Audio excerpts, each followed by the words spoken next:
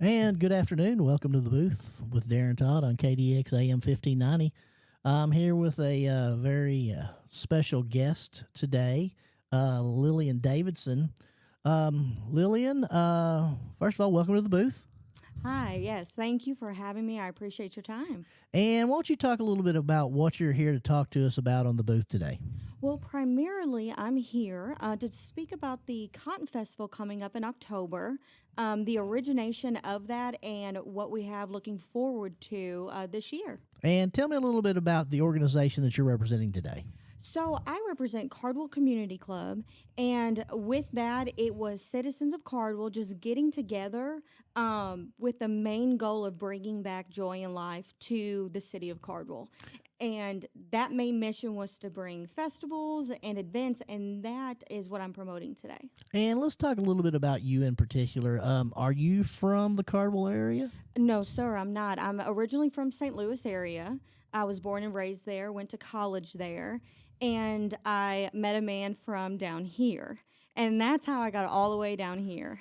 So you're a transplant, but you've learned to love us. Is that correct? Absolutely, yes. I have learned to adjust to the slower pace, and I would rather pick this over the city. Surprisingly, I really would. And tell us a little bit about who your husband and a little bit about your family. Yeah. So my husband is Matthew Davidson, and he pastors the church in Cardwell, Missouri, Calvary Full Gospel Church. And we've been pastoring there for about 2 years. We were the assistant pastors for a while, but it is a small town church, very welcoming. We actually are having a back to school bash coming up on August the 16th, and that is for the community, Arbird, Hornersville, and of course Cardwell. We're giving away free backpacks and free school supplies. So that is something coming up. But as far as my husband, he was born and raised down here. We moved back and forth from St. Louis and down back here just to see where our purpose was and what the will of God had for our lives. And we finally surrendered and gave to him, and then he planted us in Cardwell, Missouri. So we live there, we pastor there, and we really wanted to be a part of the community as well, and that's why we wanted to be in the Cardwell Community Club. And this is Daren Todd. Welcome to the booth with Lillian Davidson from the Cardwell Community Club. We're going to talk a little bit about some activities, and for those who are not familiar with Cardwell, South Dunklin County, Yes. right on the line with Arkansas. And you've talked a little bit about your husband, who's the pastor there at a church in Cardwell. He's originally from Southland Schools. Is that correct? Yes. Yes, sir. What year did he graduate, may I ask? Oh, my Lord. 2008? Oh, my goodness. He's making me feel old. You know, I graduated from Holcomb in 1991. So, I see. And we're talking a little bit about Cardwell. You said that you're going to have a back-to-school bash August 16th. Is that correct? Yes, sir, from 1 to 3. And tell us a little bit about how could we get some information about that if we're interested in going to that, or if somebody wanted to take their child or show up, what would they need to do? Well, if you have any questions, you can always contact me on Facebook. It's Lillian Brooke Davidson on Facebook, or message the Calvary Full Gospel page on Facebook, or my husband, which is the pastor, Matthew Davidson. And obviously, you know, it's back-to-school time here in southeast Missouri. You're planning on that. You've also got numerous activities planned through the Cardwell Community Club. Tell us a little about the club itself. Who's the makeup? How's it been formed? And why was it formed? So it is formed with about 8 to 9 residents of Cardwell. And this was originated last year. And just a bunch of us came together and we wanted to give something to Cardwell. There's hidden gems in Cardwell. And sometimes when you drive through, you don't see that. It's an old town. It used to be very prosperous. But when you drive through, it doesn't present that. But there are hidden gems. It is a precious town. And we wanted to showcase those hidden gems. So we came together and we were like, let's put on a festival like they did in the old times, which was the Cotton Festival. And it was vendors and live entertainment, and games, and it was so fun back then. And then we just, hey, let's just do it. We don't know what we're doing, but let's give it a try. And then that's when we had our first annual Cotton Festival last October, and it exceeded our expectations on what it was going to be like. And let's talk about that first time that you put all this together as you're trying to bring in vendors, you're trying to set up the streets, closing off streets, where you're going to put it in. Talk about the way the community came together. I mean, obviously there's going to be 8-9 people, 8-9 different opinions, but obviously you're all looking for the best for the Cardwell, Arbor, Hornersville, South Dunklin County area. Explain the process of how you got all that worked out. So we had a lot of meetings and a lot of communication, different ideas, but we all came to a compromise on what would be best for the citizens at that time. We also contacted the new sheriff, Nick Daughter. He was so helpful. He said, hey, I'll be a vendor and I'll do a fish fry and I'll be there to support y'all. And at that time, we had the Republican Party booth and different businesses, local businesses, reach out. When we sent that first Facebook post of, hey, we need vendors, is anybody interested? The local businesses kind of sprouted out and said, yes, I want to be a part. And all of that collectively just coming together made it so easy to make this successful. So contacting sponsors, we had so many local and out-of-town sponsors that helped make this come together. And I appreciate all the teamwork that had to take place to make it successful. But we also had businesses like Stanley Williams Auction. He was over the car show. And the bike and car show was so successful last year, and he's projecting over 100 this year. We had R&R Pool Hall that opened up their doors and made a fun spot for the kids. And he's open every single night, and that kind of made the town come together as well. And let's talk a little bit about, the you had the Cotton Festival. You've also, there's things that are involved, and I don't know if this is in your bailiwick or your program, but there's also the Christmas parade that y'all do every year. Is that correct? That Yes, goes sir. on in the city of Cardwell. You're still doing that. What are some of the things that you're planning on doing in the future? And then we'll get back to the event this coming up in the October. Where do you see this going for the Cardwell Community Club? So last year, due to all the sponsorship, we were able to foster families for Christmas within the community that were greatly in need. It was like propane and different essentials like that they needed, that the Cardwell Community Club was able to give. Also, we plan to do that this year too. Last year we also did a Christmas dinner that we gave to the whole town. We plan on doing that this year as well. Beginning of this year, we had a spring fling festival, and that was primarily for the kids. So we're all focused on giving to the citizens of Cardwell. So the Cotton Festival was for the adults. Right. But then we were getting feedback of there's not a lot of things for the children. And we were like, you know what? That's right. So we wanted to do just a festival for the kids. And that's when we did the Spring Fling Festival earlier this spring, where we had a master Easter egg hunt. We still had vendors and food trucks, and the children loved that. And we're here with Lillian Davidson from the Cardwell Community Club on Welcome to the Booth on KDX AM 1590 with Daren Todd. And let's talk a little bit about this spring fling. Is that what we're calling it? Is that what it was? Yes, that's what we called it. And tell us a little bit about, and I'm very familiar with Cardwell. I go through Cardwell. I love Cardwell, Cardwell, the southern Dunklin County. Explain to me how you kind of set that up for the citizens and the people listening on the radio, and hopefully those watching on YouTube and so forth. Yeah, so we contacted our past vendors. We contacted any local companies for like the bouncy houses and the food trucks. And of course, we came together and said, what would the children like the best? Well, of course, they love the candy and the Easter eggs, but then they like the prizes of winners and raffles. So it was just coming together with the club, just like with the Cotton Festival, and just seeing what the children wanted.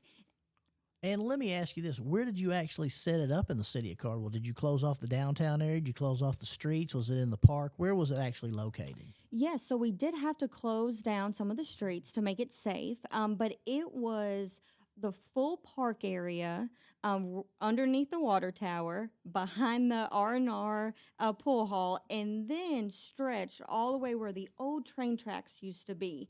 We used all of that property. That's where we had the big Easter egg hunt, and that's where we also have our bike and car show. And let me ask you this, and I know that everyone wants to know statistics and things of that nature. Do Yeah. you have any idea about how many people came in for that event? Back in the festival, it was over 100. The spring fling, I would say, was less than 100 because it was primarily for children. Right. We didn't get that audience like we did from the car show Sure. or the beauty pageant that we also have during the festival. So it was lower in number, but it was because it was centralized for children. So when we're talking about this festival, it's going to be in October, Yes. and it's the Cotton Festival. Is that correct? Yes, sir. That'll be located in Cardwell, Missouri. You indicated there's going to be a car show, and you expect probably over 100 cars, hopefully, this year. Yes, the host is Sammy Williams, which also owns the auction in town. He's projecting over 100. We have bikes, antique cars, and we also have tractors. And if you wanted to get involved or if you wanted to enter your car in that, how would you go about doing that? Is there some kind of contact information or something of that nature? Yes, on Facebook, if you look up Cardwell Community Club, you can message that at any time. I'm normally the one that gets the messages, but also you can reach out to Sammy Williams on Facebook directly, and he would be more than happy to give you information on how to register your vehicle, bike, or tractor. And I know that we talked about this a little bit earlier. Welcome to the booth with Daren Todd on KDX AM 1590 with Lillian Davidson. Lillian, if I can call you Lillian, Yeah. we've known each other in the past through work and that nature. What do you do when you're not constantly involved with children, numerous other activities? What do you do for a living? So my career is a probation and parole officer. I specialize in the seriously mentally ill caseload, and I've been doing that for about 6 years. And I greatly enjoy my job and the amazing aspects of helping people. And a lot of the people I deal with in my career, I also deal with in the community with the Cardwell Community Club and in the church. And I've just seen when we get together in unity and love, how all three do come together, and it's rewarding. And obviously, I have a career outside of radio, which everybody says that I have a face for radio, but a voice for neither radio or TV. But I'm an attorney, and I've noticed that a lot of the people that we deal with here in Southeast Missouri do have some kind of mental health diagnosis that, unfortunately, with our services, is very difficult to handle. How do you go about doing that on a daily basis? Because I think you do a great job, but I think the people need to understand what obstacles you're coming across whenever you're trying to help these folks. Yeah, well, thank you, Darren. The resources within this county and district, we do lack resources, and that's what I came across when I started. And then I began looking at different supervision strategies and resources that other counties had, and other counties had mental health court. So it took about 2 years, but last year we finally started mental health court for Dunklin County, and I've seen a progression of stability within my clients that get into mental health court because they're able to be connected with different resources to be able to go into an RCF, which is a residential care facility, to get disability that normally they don't have the family support nor the intellect to even know how to do. So getting involved with FCC and the Commissioner, Leslie Lynn, it has greatly helped my caseload. But you're right, in this area, there is a deficiency of help with the mental health. And however, with this new resource of mental health court, I have seen a progression. And in your opinion, what's your current caseload? I have a current caseload, I want to say roughly of 60. And are those all individuals who have some kind of mental health diagnosis or something of that nature? Yes and no. So I have the SMI caseload primarily, but then I also supervise Cardwell, the town of Cardwell, Right. the town of Arbord. So I have the South End caseload as well. And sometimes you'll see me posted up at the Cardwell Police Department. The city graciously let me have an office there.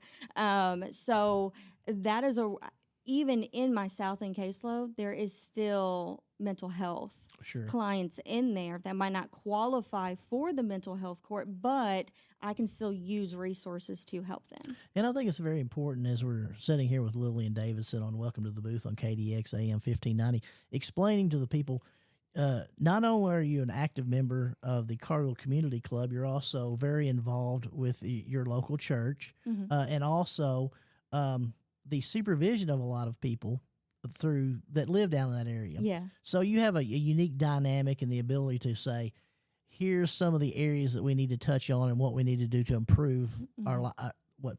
And if there's one thing that you could tell the listeners about what we're trying to do for Cardwell, what is the one thing that we're trying to get across to make Cardwell a better community and a better place? The main goal that we saw with the club was that when we work in unity, we set aside differences, we set aside opinion, and we just strive to work for the betterment of others, putting them first above ourselves, being slow to speak, quick to listen, slow to anger, walking in those ways of Christ. When we did that, things flowed easily. There was no fighting, there was no tension. And that's what we want for the town, the entirety of the town, and that it can be possible to have that unity. And is it my understanding that you're currently the president of the Cardwell Community Club? Is that correct? No, sir. My husband's actually the president of the Cardwell Community Club, and I am the outreach director. And I might be putting you on the spot, but who are the other individuals who's in the club or it's involved heavily? Yeah. So we have Sammy Williams and his wife Melanie Williams is the vice president.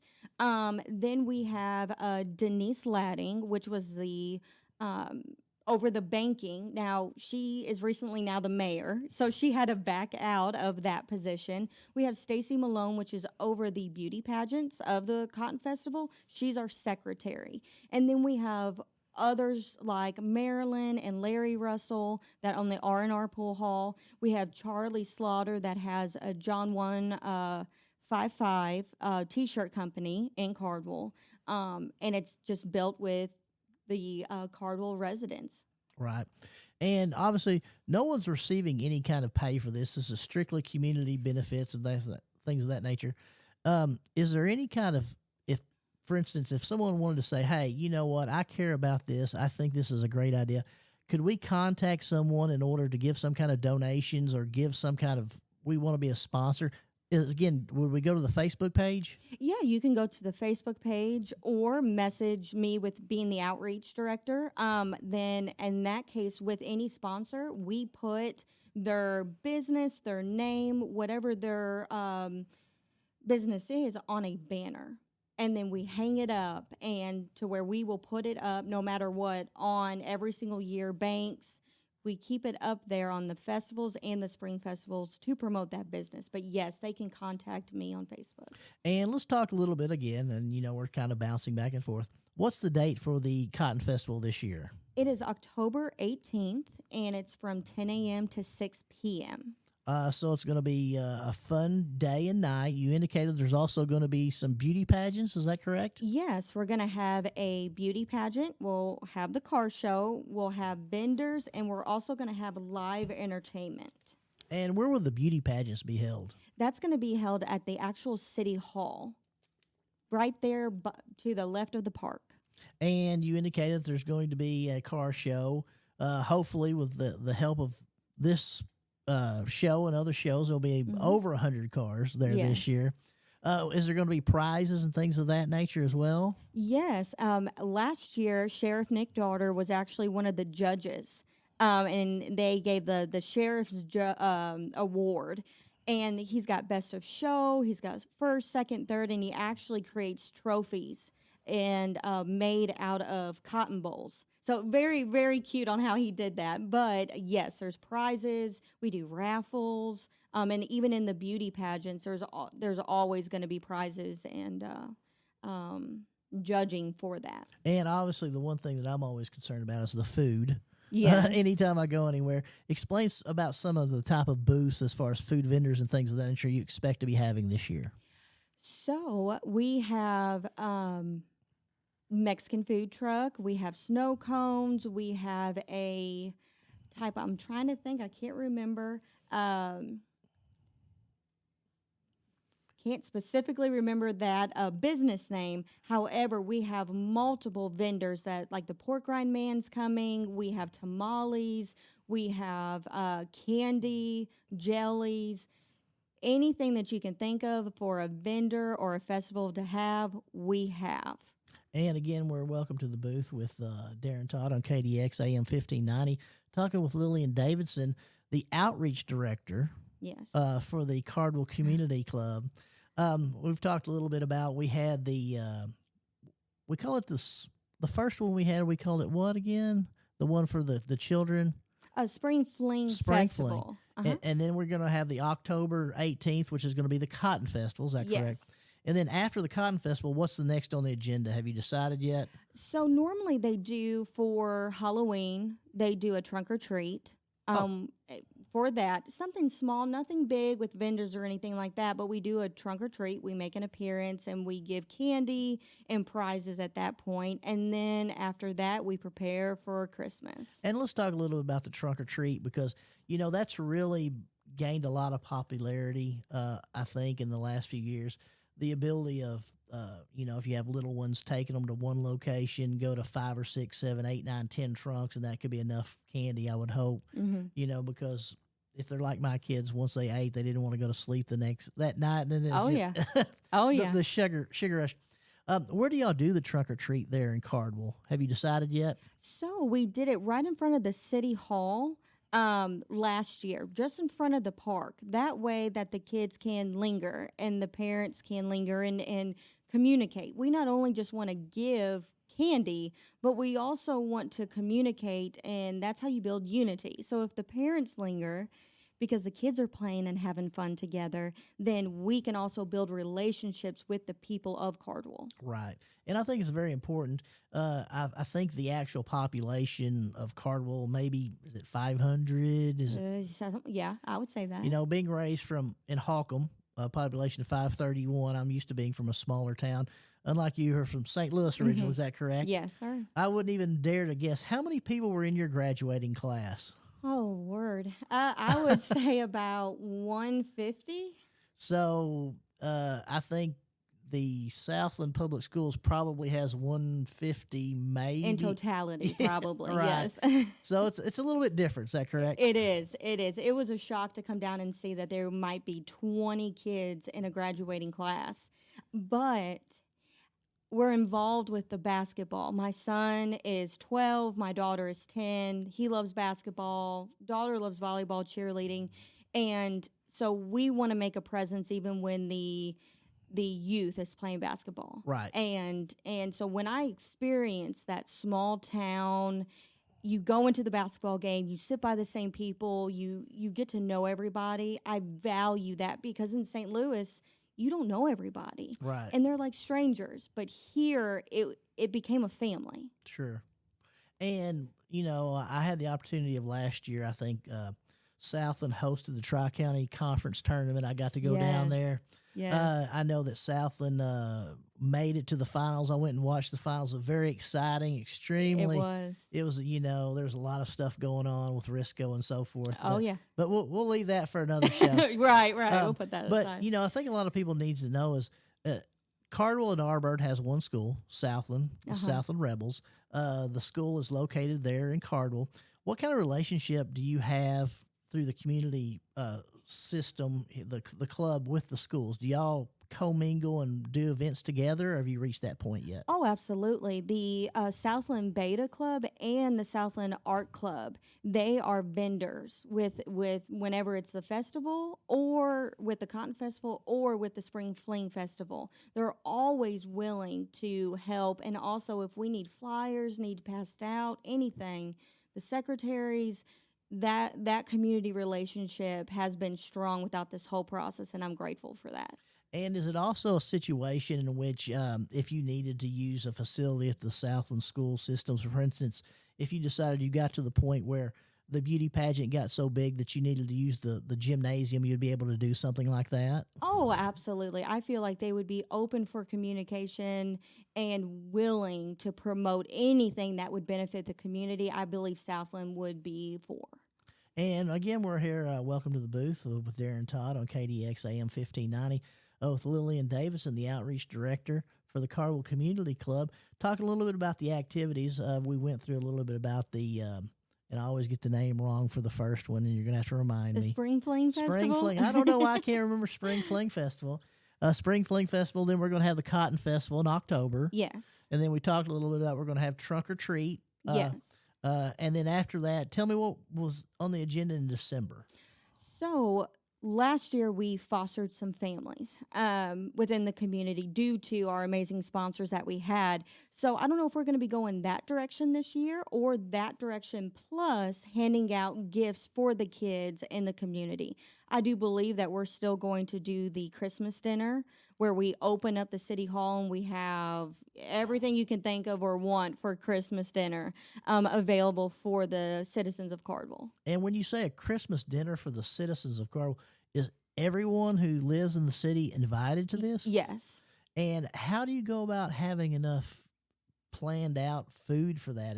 Has it just always worked out? We hope and pray, and we have very like Larry Russell. He owns a business down there. He knows the quantity of this many people for this much food, and having a variety of different people that is into things like food and businesses and different things helps organize these things. Right.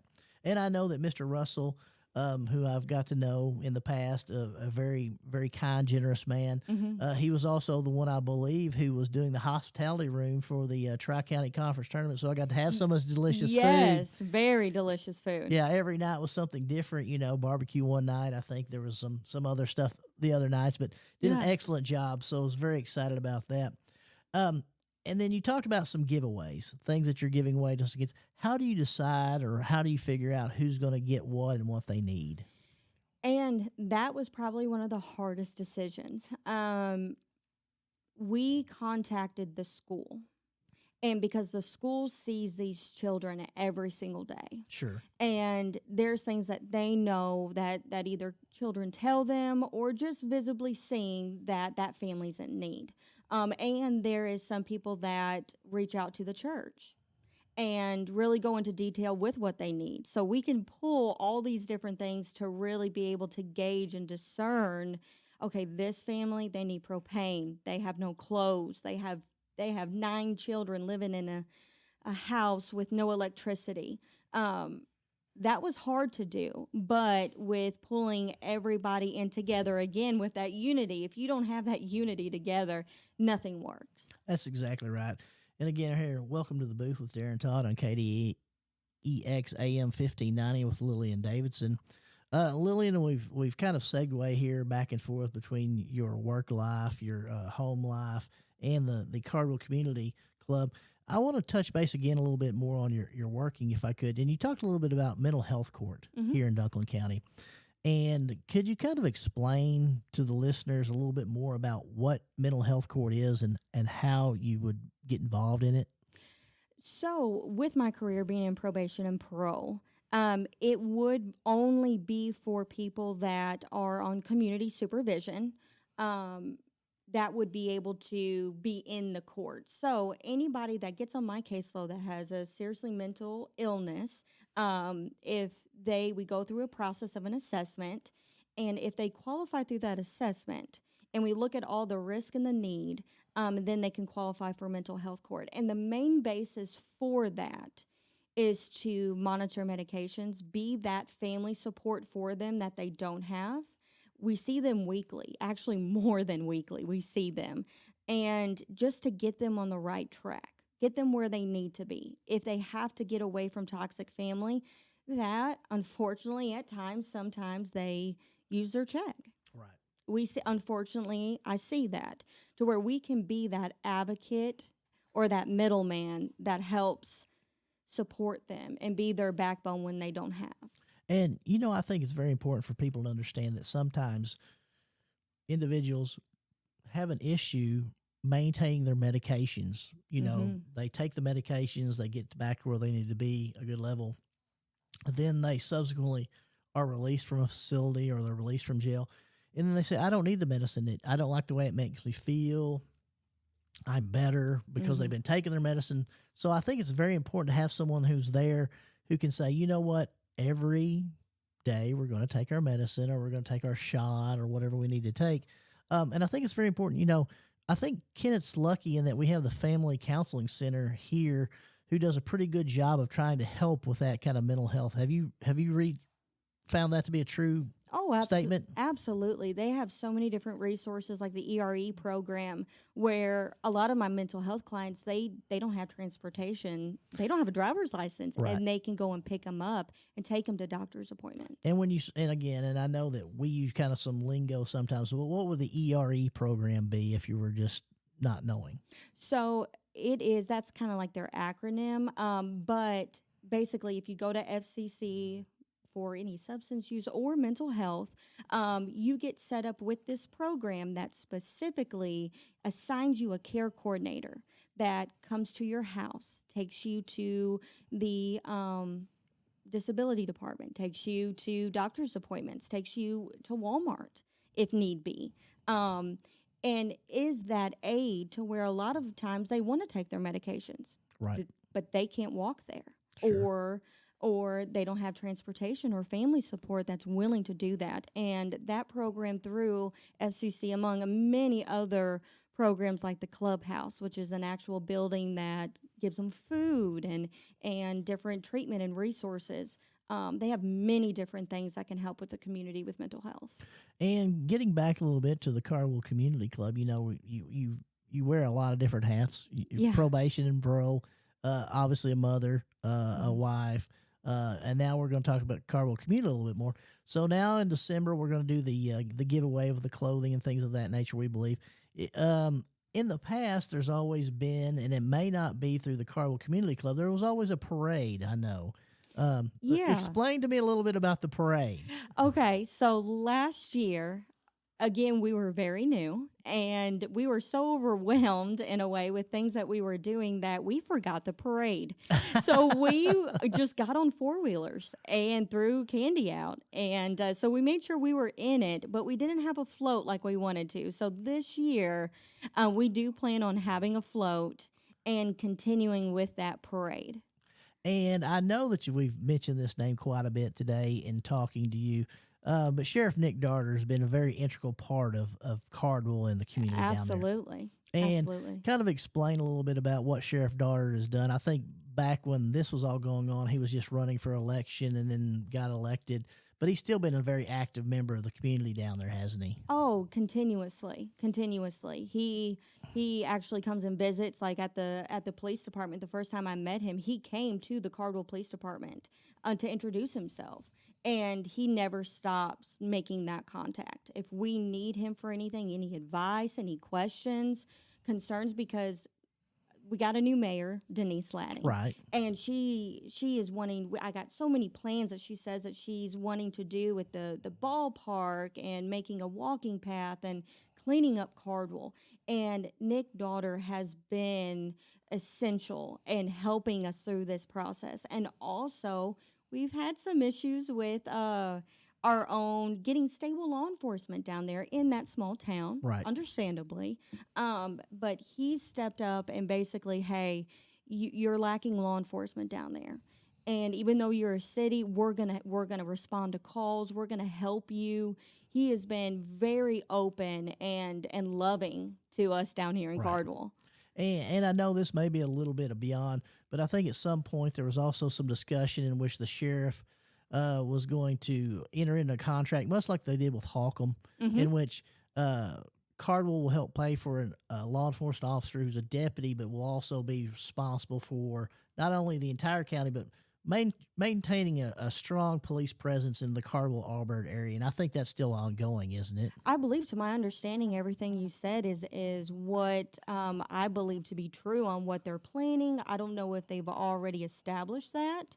I've been kind of out of the loop with that. I did not attend the last city hall meeting, but yes, I think that is a great thing to have, because when you just see the PD vehicle parked in front of the office, some people just know, okay, there's not a police officer patrolling Cardwell. Right. And to some people, that's okay, yay, we can do what it. But then there's some that there's a lack of safety and security there when they see that. But now knowing that Dunklin County deputies are going to be patrolling there for us, it does bring a sense of security and safety to us again. And the one thing I want everybody to know is that the Dunklin County Sheriff's Office is actively patrolling Cardwell, Auburn, and of all of South Dunklin County, as well as the rest of the county. But they're going to have a zero tolerance policy, obviously, if there's any kind of crimes. Cardwell and Auburn is not going to be left out. It'll never be left out. It's a very important part of Dunklin County and all of Missouri, so we want the citizens to know that. And you talked a little bit about, the new mayor. She's came in. She wants to have a lot of plans. What are some of the future plans that y'all have talked about that, hey, in 5-6 years maybe or quicker, some goals that we'd like to see Cardwell and what's going on? So I do know that a recent plan that they're going to execute, I believe within a year, is relocating and upgrading the city park with a new playground equipment and a walking track. And this is going to be next to the ball field. They also plan on revamping the ball field, and it's a pretty ball field, and it just hasn't been used.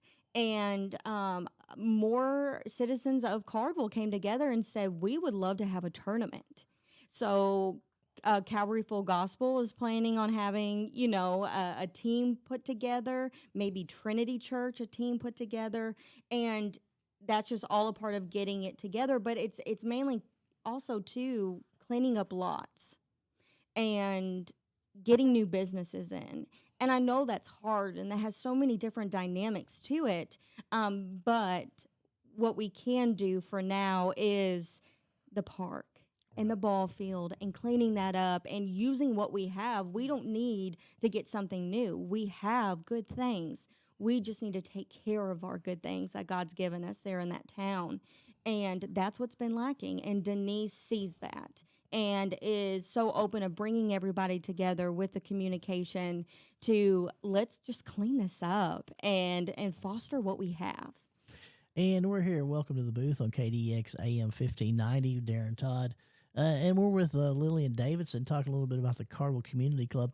And, Lillian, we're talking about that ballpark, and I can remember back in 1990, I was what year was that? Maybe it was 1988. 1988, Southland was hosting a baseball game at that ballpark because that's where the high school played. They were playing Oak Ridge in a sectional game. I went to watch that. It was 87, I believe, 87, 88. And it was a time in which, Cardwell had won, I want to say 3 or 4 district baseball titles in a row, was making a run. I think they may have even went to a Final Four.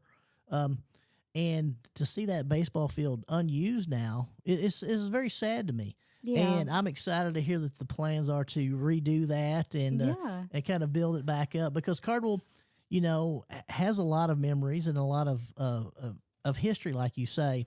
And there's a lot of buildings, obviously.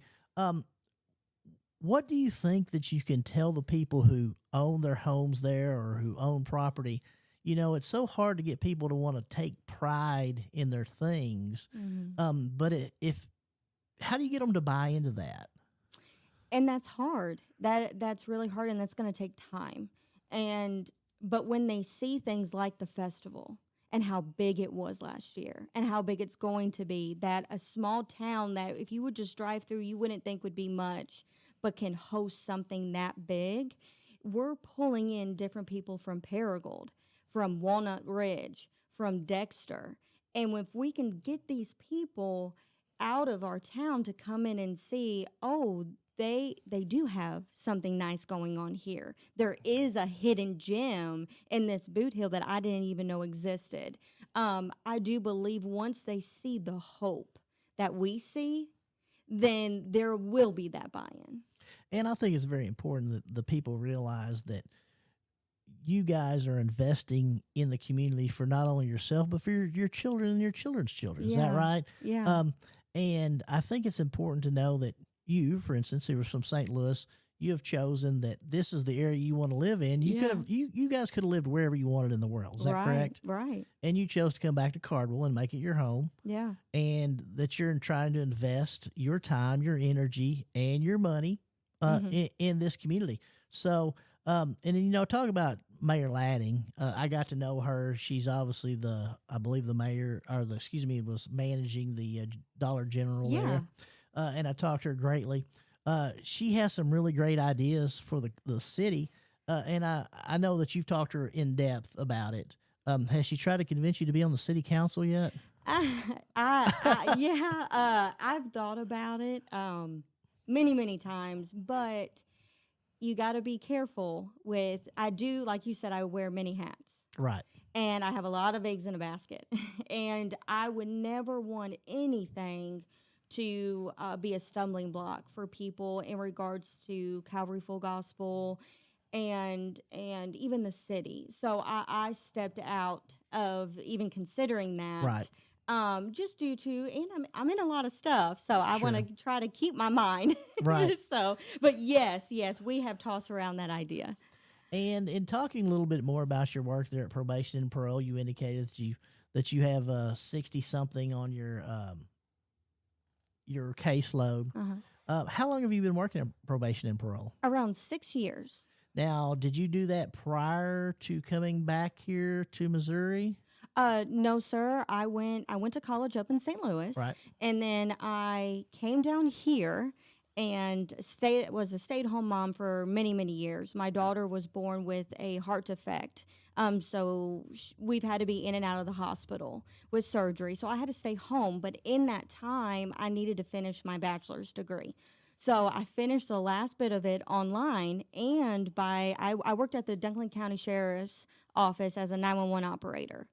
So I worked in dispatch for 4 years. Okay. And was able to finish my bachelor's working at there. So that was very, very hard for me to leave being a dispatcher. Wally and Sheriff, it was a great relationship. So that also promoted me to where I'm at today. And talking a little bit about that, 911 is a very interesting situation, talking about dispatching. Yeah. And obviously you're talking about one of the two probably most influential law enforcement figures in Dunklin County, and I don't say 2 or 3 generations with Chief Deputy Wally Pointer, who was an amazing man who we miss greatly to this day, who was also from Cardwell. Yeah, yes, he was. And then, of course, obviously, the Sheriff Bob Holder, who is, what do you say about Sheriff Bob Holder? Oh, I know. He's a great man. There will never be another Sheriff Bob Holder. We were lucky to have him for the 20-something plus years or however long it was as a sheriff. Talk a little bit about being a 911 dispatcher. I think that's kind of interesting. Yeah, I loved it. It definitely taught me emotional regulation and calming myself. It did prepare me for not only my job as a probation parole officer, but as a pastor's wife. It did. But it was rewarding to be able to answer that call and to be that voice and that calm voice, and that it's going to be okay and help is on the way. That was so rewarding for me. Now, there was hard times. There was times I cried going home, hearing the cries of a mother losing their son. But there is a difference with it. And what the first responders do in that line of work, I can only imagine what they see. I never saw. I only heard. And you sometimes go to bed at night hearing that.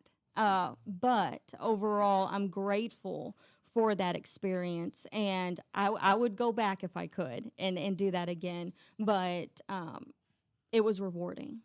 And we're here with Lillian Davidson, president or outreach director. I Yes, always want to sir. call you president. I'm sorry. That is my husband. Of the Cardwell Community Club. We've been talking a lot of different hats that she's been wearing. Obviously, here we welcomed her to the booth on KDEX AM 1590 with Daren Todd, and we're talking a little bit about the 911, the dispatching, and we've covered some things. The 911 here in Dunklin County has kind of went through some changes. The city of Kennett is now being handled in-house in the Dunklin County Justice Center, and before it used to be two different agencies. Was it one agency when you were there, or was it two separate? It was two separate when I was there. So there would be calls that went to the city, and then there would be calls that went to the county. Yeah. And you indicated, and will there be times in which you'd be the only 911 dispatcher working, or was there more than one at all times? Yes, mainly at night. Sometimes I would be the only one, but it was slower at night. Right. But during the day, we would have 2 to 3.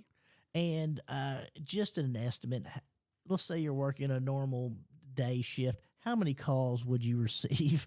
Oh my, 50 to 70. I mean, it was a lot, and I correlate that too with running the radio for the police officers and the deputies, running different traffic stops and running plates. So, and when you say running the radio, would they say they would call in to Dunklin County and say, "Hey, I need you to run these plates"? You'd have to do that as well as also taking the calls. Correct.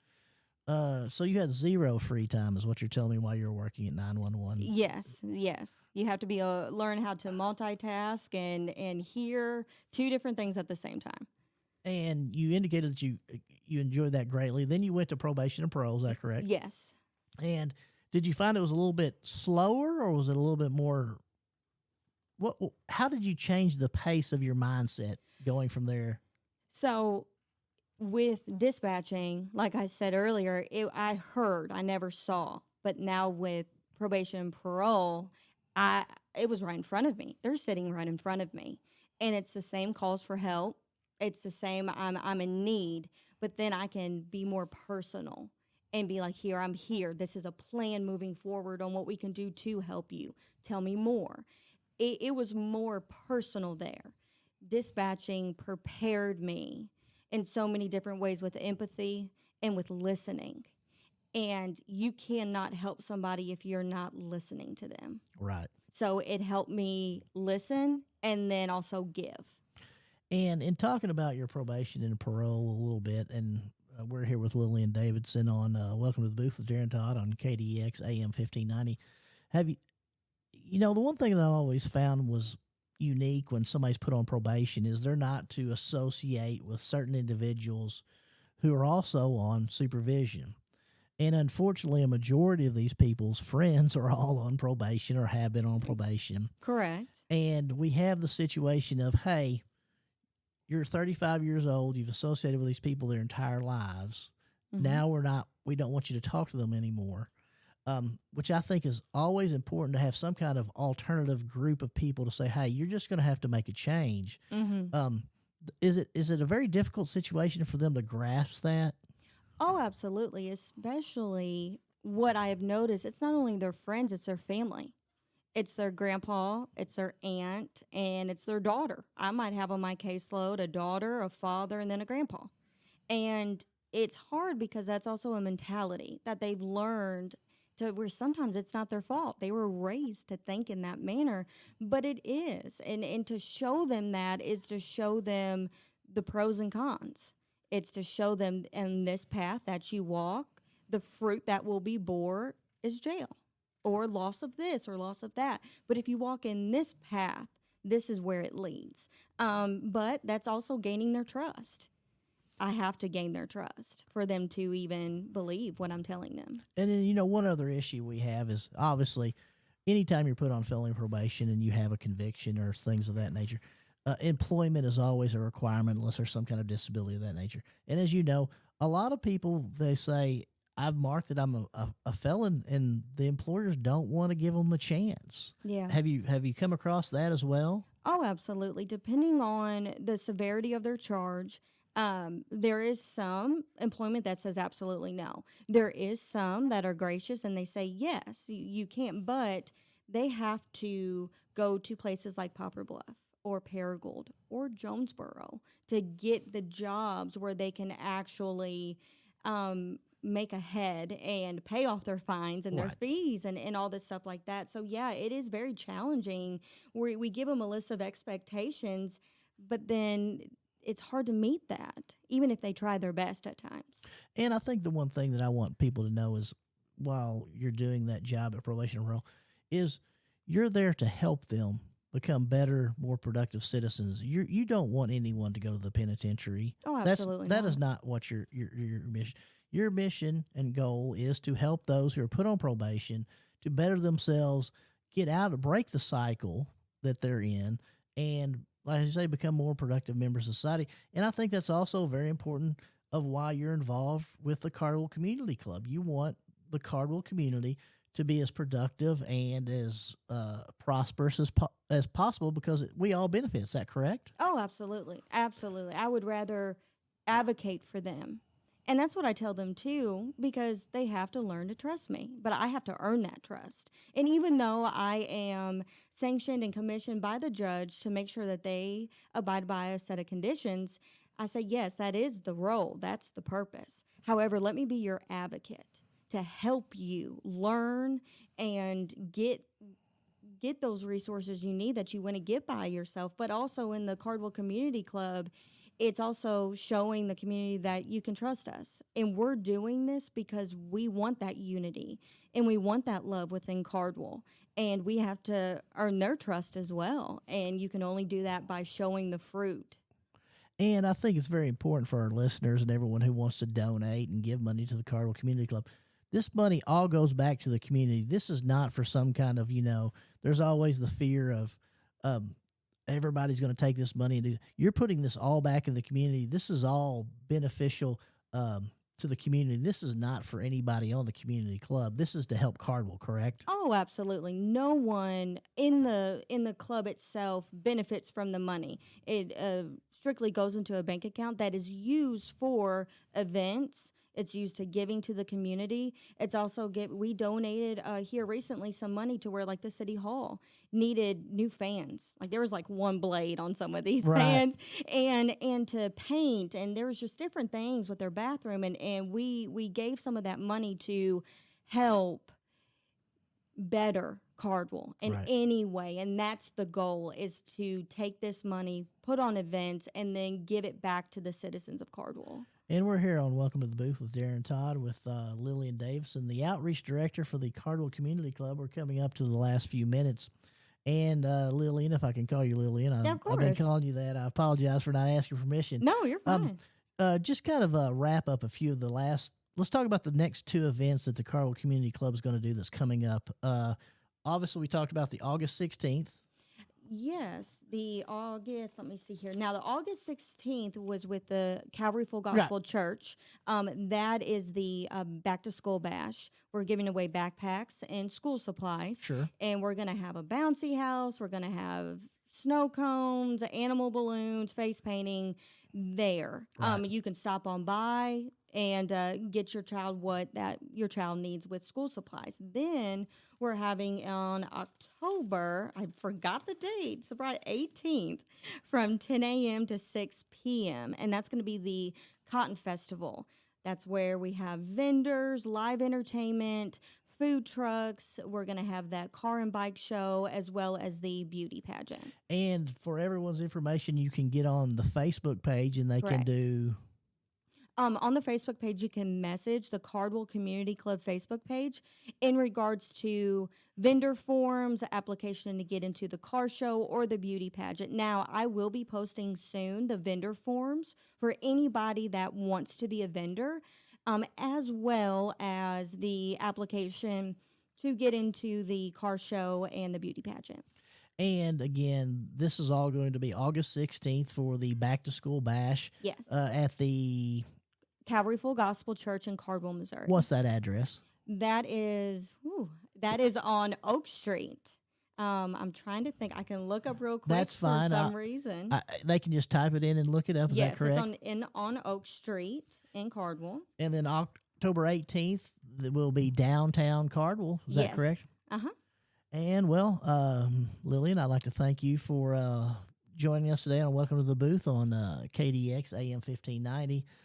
Again, everyone can look on the Facebook page about any of the information, and we greatly appreciate you coming. Yeah, I appreciate you, Daren. Thank you so much. All right. Thank you very much. And for my producer, Maureen Johnson, the executive producer, Evan Todd, and everyone at KDX, we would like to thank you for making us part of your day. And we hope to see you tomorrow. Maureen, I think there was a lot of good information today. I really thank Lillian. She's done a great job. At Probation and Pro, we miss her. She used to be the court liaison, but now she's doing other things. So, and again, we'd like to thank you, and we'll see everybody tomorrow.